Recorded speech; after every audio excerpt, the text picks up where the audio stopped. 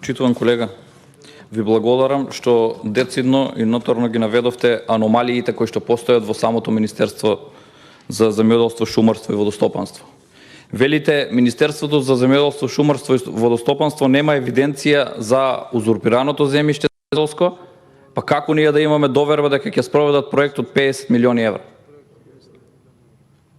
Министерството самите си потврдивте дека нема капацитет да ги ажурира податоците во однос на склучените договори и облигациите кои се произлезени од договорните услуги во однос на земјоделско земјиште, закупот на земјоделско земјиште и узурпираното земјоделско земјиште, а зборуваме за проект од 50 милиони евра, кој што треба да го спроведе и впрочем со ова го докажавте и тоа дека Министерството паушално во моментот ги наведува овие суми на средства кои што би биле планирани, да не може се однапред да се испланира, меѓутоа однапред мора да се знае крајен корисник, односно што ќе биде крајниот бенефит и додадената вредност од овој проект.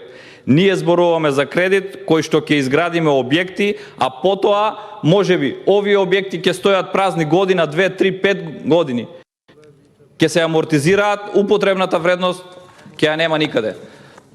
Ви благодарам во однос на тоа што потврдивте дека има аномалии во самото министерство. Не треба да ни се повторуваат овие ситуации. Мораме да имаме строга евиденција до последен метар квадратен за земјоделско земјиште, да се знае кое е, чие е, а не половина од земјоделското земјиште е узурпирано.